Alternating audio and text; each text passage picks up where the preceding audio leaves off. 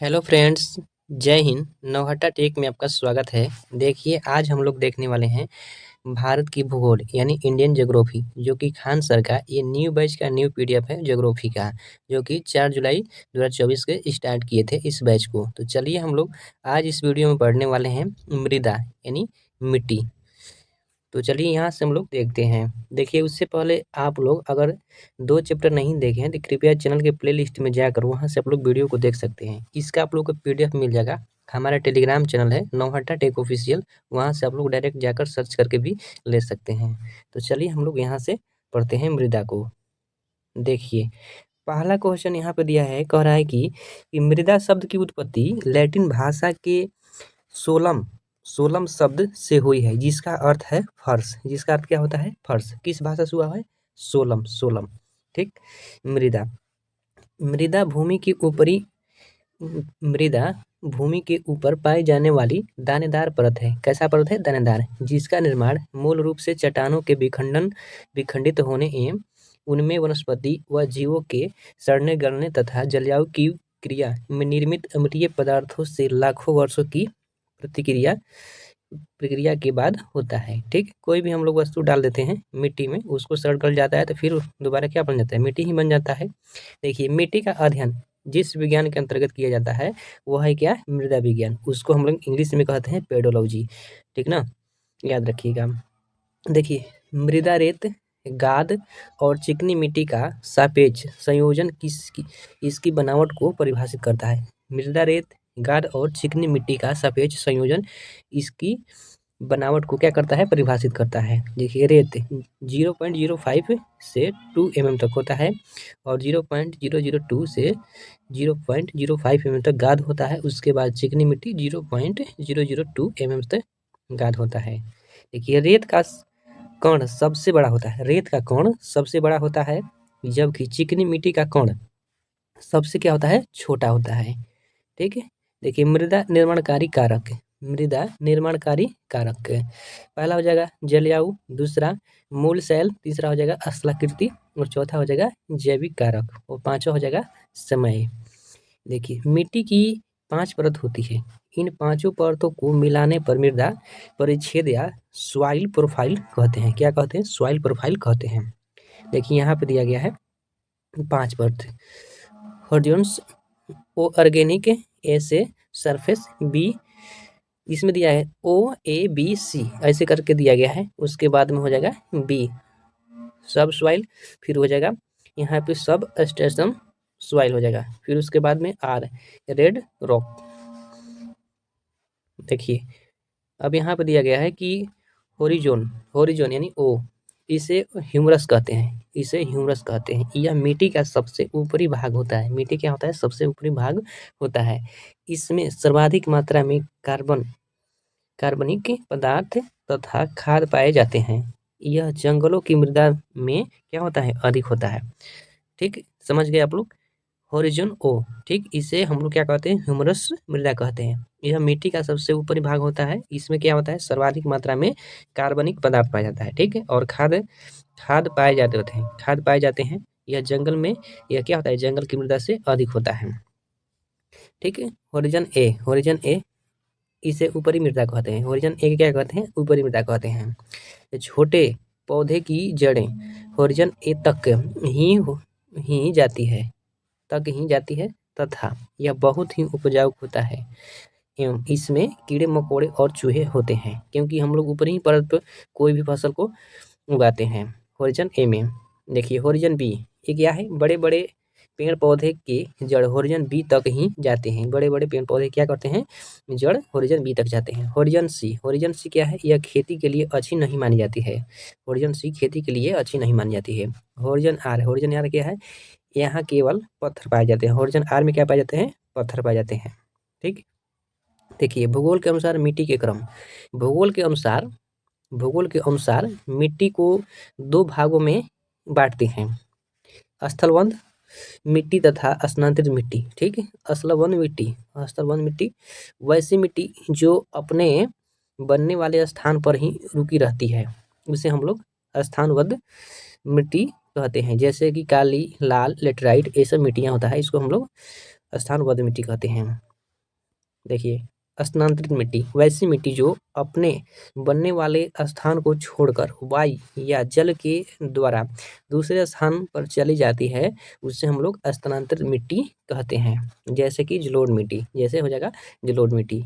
देखिए, यहाँ पे दिया गया USDA यानी United state development of agriculture ने मृदा को 12 भागों में बांटा। कितने भाग में? 12 भाग में। ठीक, पहला इसमें हो जाएगा जलोढ़, फिर लाल, फिर उसके बाद में काली, उसके बाद लेटराइट। ठीक, यहाँ पे देखिए 5वां नंबर दिया है जेली सॉइल, एरिडिसिंग सॉइल, इनसेप्टी सॉइल्स, मोली सॉइल्स, एस्पो एस्पोडो सॉइल्स, उसके बाद ऑक्सीओ सॉइल्स, हिस्टो सॉइल्स, भर्टी ओ सॉइल्स, यानी 12 प्रकार के किसके द्वारा बांटा गया है? यहाँ पे देख सकते हैं USDA के द्वारा बांटा गया है, यानी United state development of agriculture के द्वारा। ठीक, आगे देखते हैं। देखिए, यहाँ पे मिट्टी, भारतीय कृषि अनुसंधान परिषद, Indian council for agriculture research यानी ICAR ने भारत की मिट्टी को कितने भाग में? 8 भागों में विभाजित किया है। कौन कौन? चलिए यहाँ पे देखते हैं।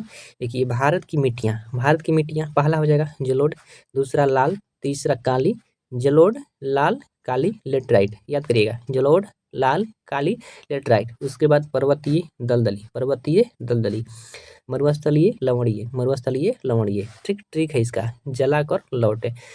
जला से क्या हो जाएगा? जलोढ़ लाल, कर से काली रेगूर, लौट से क्या हो जाएगा?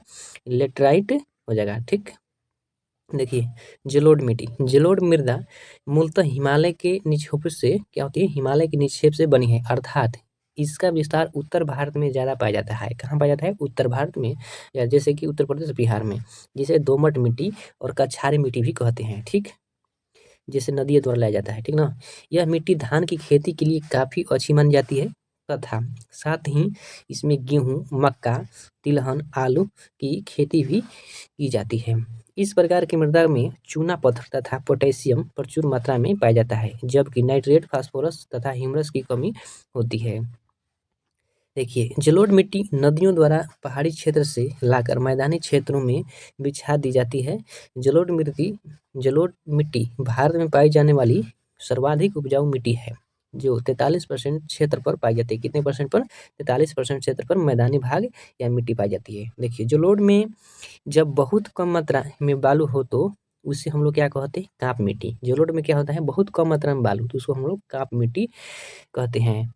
और जब अधिक मात्रा में बालू मिल जाता है तो उसे हम लोग दोमट मिट्टी, कौन सा होता है? दोमट मिट्टी। ठीक, देखिए, बलुई दोमट मृदा की जल धारण क्षमता सबसे कम होती है। ठीक, क्योंकि इसके रेत के कण भारी मात्रा में पाए जाते हैं। इसके 2 भाग हैं। इसके कितने भाग हैं? 2। पहला हो जाएगा बांगर, पुरानी जलोढ़ मिट्टी, दूसरा हो जाएगा खादर, नवीन जलोढ़ मिट्टी। भारत में सर्वाधिक जलोढ़ मिट्टी पाई जाती है। पाई जाती है। ठीक है, देखिए, लाल मिट्टी, यह भारत की दूसरी सबसे प्रमुख मृदा है। यहाँ 18% क्षेत्र पर पाई जाती है। यह क्या होती है? 18% क्षेत्र में भारत में पाई जाती है। कौन सी? लाल मिट्टी। देखिए, इसका निर्माण रेवेदार अग्नीय चट्टानों से हुआ है। ठीक, जो प्रायद्वीपीय भारत के कम वर्षा वाले क्षेत्रों में पाया जाता है लाल मिट्टी। इसमें खनिज अधिक पाया जाता है। लाल मिट्टी में क्या होता है? खनिज अधिक पाया जाता है। इस मिट्टी में लोहा और सिलिका की अधिकता होती है लाल मिट्टी में, परंतु ह्यूमरस एवं पोटेशियम की क्या होती है? कमी होती है लाल मिट्टी में। देखिए, लाल मिट्टी का रंग लाल फेरिक ऑक्साइड की उपस्थिति के कारण होता है। कौन सा? फेरिक ऑक्साइड की उपस्थिति के कारण होता है। जब लाल मिट्टी जल सोख लेती है, यानी कि जलयोजित रूप में होती है, तब यह पीली दिखाई पड़ती है। तीव्र अपरदन यानी लीचिंग इस मृदा की एक बड़ी समस्या है। इस मृदा की क्या है? एक बड़ी समस्या है, क्योंकि तीव्र अपरदन इसमें होता है, बहुत ज़्यादा अपरदन। यह मृदा, देखिए, यह मृदा खेती के लिए अच्छी नहीं मानी जाती है। लाल मिट्टी क्या होती है? खेती के लिए अच्छी नहीं मानी जाती है, परंतु सिंचाई उपलब्ध होने पर इस मृदा में गेहूँ, कपास, ज्वार, तिलहन, तंबाकू, फलों की खेती की जा सकती है। ठीक है, देखिए, नोट में दिया गया है कि यह मिट्टी बाजरे की खेती के लिए उपयुक्त होता है। इसलिए बाजरे की खेती के लिए सबसे ज़्यादा इसका विस्तार तमिलनाडु और आंध्र प्रदेश में देखने को मिलता है। कहाँ पे? तमिलनाडु और आंध्र प्रदेश में। देखिए काली मिट्टी, इसका निर्माण विशाल चट्टानों के टूटने-फूटने से होता है। इसे लावा निर्मित मिट्टी कहते हैं। क्या कहते हैं? लावा निर्मित मिट्टी कहते हैं। यह 13% क्षेत्र पर पाई जाती है, अर्थात भारत की तीसरी प्रमुख मृदा है। भारत कैसी है? तो तीसरी प्रमुख मृदा है। देखिए इस मिट्टी का काला रंग टेटिनीफेरस मैग्नेटाइट की उपस्थिति के कारण होता है, काली मिट्टी का। यह मिट्टी सबसे ज़्यादा जल सोखती है, काली मिट्टी, तथा इसकी जल धारण क्षमता क्या होती है? अधिक होती है। काली मिट्टी को क्या कहते हैं हम लोग? रेगून मिट्टी कहते हैं, या कपासी मिट्टी और लावा मिट्टी भी कहते हैं। ठीक है, याद रखिएगा, काली मिट्टी को रेगूर मिट्टी, कपासी मिट्टी और लावा मिट्टी भी कहते हैं। तथा अंतर्राष्ट्रीय स्तर पर इसे उष्णकटिबंधीय चेरनोजम चेरनोजम के नाम से भी जाना जाता है। चेरनोजम के नाम से भी जाना जाता है। यह मृदा कपास तथा गन्ने के उत्पादन के लिए अच्छी मानी जाती है। यह मृदा कपास तथा गन्ने के उत्पादन के लिए क्या होती है? अच्छी मानी जाती है। यह मिट्टी क्ले यानी मृणालीय, गहरी और अपरागमय अपरागमय होती है। इस मृदा की ऊपरी परत सूख जाने के बावजूद निचली परत में नमी बरकरार रहती है, ठीक ना? यह मिट्टी गीली होने पर फूल जाती है। गीली होती पर क्या होती है? फूल जाती है, तथा चिपचिपी हो जाता है, और सूखने पर ये सुखड़ सिकुड़ जाता है, यानी बहुत हार्ड हो जाता है। इस प्रकार शुष्क ऋतु में इन मृदाओं में चौड़ी दरारें पड़ जाती है, जैसे इनमें स्वतः ही जुताई हो गई हो। देखिए प्रायद्वीपीय भारत में काली मिट्टी सबसे ज़्यादा पाई जाती है, सबसे ज़्यादा पाई जाती है। इसका सबसे ज़्यादा विस्तार कहाँ पर पाया जाता है? महाराष्ट्र और गुजरात में। काली मिट्टी का विस्तार सबसे अधिक महाराष्ट्र और गुजरात में देखने को मिलता है। अब हम लोग पढ़ते हैं लेटराइट मिट्टी। देखिए इसका नामकरण लेटराइट इसका नामकरण लैटिन शब्द लेटर से हुआ है। लेटराइट का किससे हुआ है? लेटर से हुआ, जिसका अर्थ है ईंट होता है। जिसका अर्थ क्या होता है? ईंट होता है। यह एक क्षेत्रीय मृदा है। यह एक कैसी मृदा है? क्षेत्रीय मृदा। यह मिट्टी उस स्थान में पाई जाती है जहाँ पर 200 सेंटीमीटर से अधिक वर्षा होती है और अत्यधिक गर्मी पड़ जाती है। क्या होती है? अत्यधिक गर्मी पड़ती हो। इसे हम लोग मखरैला मिट्टी भी कहते हैं। इसे क्या कहते हैं? मखरैला मिट्टी। इसका निर्माण निछालन यानी लीचिंग द्वारा होता है। इस विधि में तेज वर्षा के कारण मिट्टी के छोटे-छोटे कण भूमि के अंदर प्रवेश कर जाती है, जिससे यह भूमि ऊपर से क्या होता है? पथरीली हो जाती है, पथरीली दिखती है। इस मिट्टी में लौह ऑक्साइड एवं एल्युमिनियम की भरपूर मात्रा होती है, ठीक है? और लौह ऑक्साइड के कारण ही इस मिट्टी का लाल रंग होता है। कौन सी? लेटराइट मिट्टी का। देखिए यह काजू, मसाला, कॉफी, इलायची तथा भवनों की ईंटों बनाने के लिए अच्छी है। इसका सर्वाधिक विस्तार केरल में है। कहाँ पे है? केरल में, लेटराइट का। इसका देखिए जिस कारण इसे मसालों का राज्य कहते हैं, केरल को। देखिए यह मिट्टी मुख्यतः केरल, कर्नाटक, तमिलनाडु, महाराष्ट्र के कुछ हिस्सों और उड़ीसा, मेघालय, असम के कुछ हिस्सों में पाई जाती है, ठीक है? अब हम लोग पढ़ते हैं पर्वतीय मिट्टी, ठीक है? इस प्रकार की मृदा का विस्तार पर्वतों पर देखने को मिलता है, पर्वतीय मिट्टी का। यह भारत के उत्तरी पर्वतीय क्षेत्र जम्मू कश्मीर, लद्दाख, हिमाचल प्रदेश, उत्तराखंड, सिक्किम, अरुणाचल प्रदेश में देखने को मिलता है पर्वतीय मिट्टी। यह अत्यधिक कठोर होती है, जिस कारण वनस्पति का अभाव होता है। यहाँ जंगली झाड़ियाँ होती है और अल्पाइन वृक्ष पाए जाते हैं, ठीक है?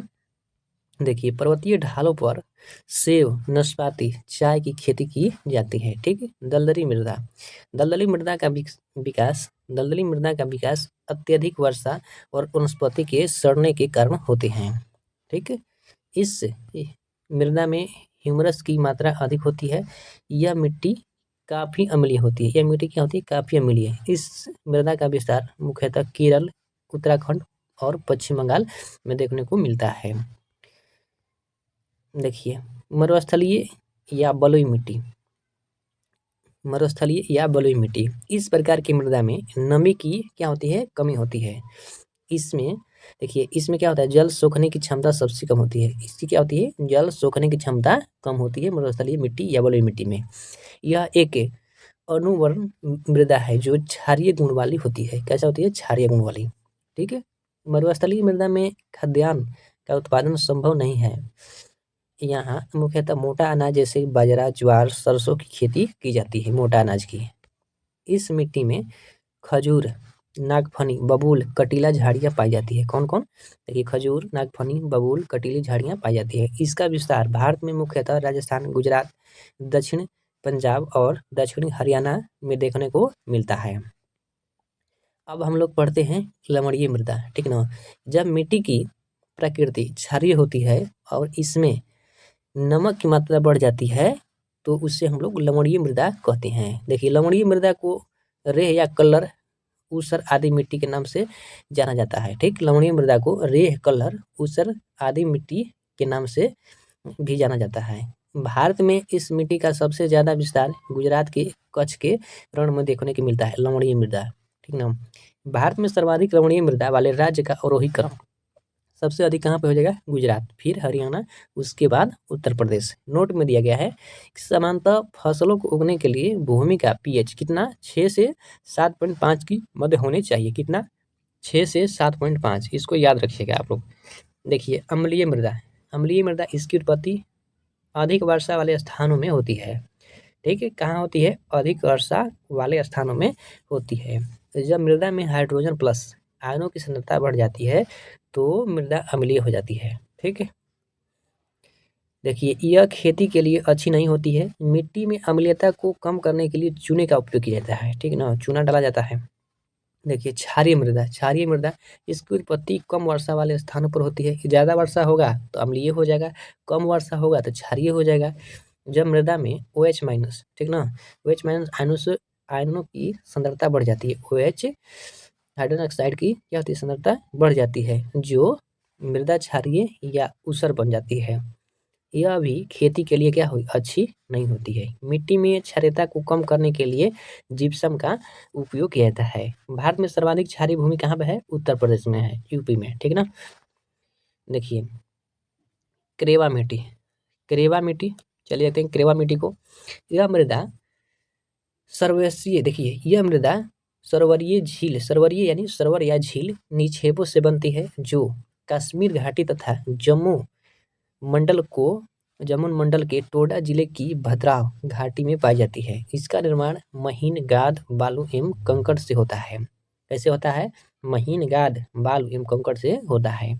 इसकी वर्तमान स्थिति के निर्माण में झेलम नदी की महत्वपूर्ण भूमिका रही है करेवा मिट्टी का। ठीक, इसका मृदा पर इस मृदा पर यानी करेवा मिट्टी में केसर, बादाम, अखरोट आदि की खेती की जाती है करेवा में। देखिए भारत की सभी मृदाओं में NP तथा ह्यूमरस की कमी होती है। NP ह्यूमरस की कमी होती है। देखिए भारत नाइट्रोजन उर्वरक में आत्मनिर्भर है। यूरिया में 46% नाइट्रोजन पाया जाता है। फास्फोरस उर्वरक की प्राप्ति जानवरों के हड्डी से होती है। इसकी पूर्ति के लिए सुपर फास्फेट का छिड़काव किया जाता है। बीज बोते समय सुपर फास्फेट की अधिक आवश्यकता होती है, यानी NPK। एन कितना? नाइट्रोजन देखिए 4%, फास्फोरस 2 और पोटेशियम 1 होना चाहिए। इसका अनुपात बीज रोपण के समय कितना होना चाहिए? तो 1-2-1 है। नाइट्रोजन 1, उसके बाद पोटेशियम 2, फास्फोरस 2 और पोटेशियम 1 होना चाहिए। 1-2-1 के अनुपात में होना चाहिए। फसल के लिए 4-2-1 होना चाहिए और बीज रोपण समय 1-2-1 होना चाहिए, याद रखिएगा। देखिए मृदा अपरदन के प्रकार, ठीक है। देखिए मृदा अपरदन सॉइल इरोजन, मृदा के ऊपरी सतह के हटाने को मृदा अपरदन कहते हैं। मृदा के ऊपरी सतह के हटाने को क्या कहते हैं? मृदा अपरदन कहते हैं, ठीक ना। भारत में मृदा अपरदन से प्रभावित सर्वाधिक क्षेत्र राजस्थान में है। कहाँ पे है? राजस्थान में। देखिए रील अपरदन, रील इरोजन, जब मिट्टी में छोटी एवं कम गहरी नालियाँ बन जाती है तो इसे हम लोग रील अपरदन कहते हैं, ठीक ना। अगला है हम लोग का कि असफाल अपरदन वर्षा के बूंदों के कारण मृदा के कणों के पृथक्करण को ही असफाल या बूंदाघात अपरदन कहते हैं।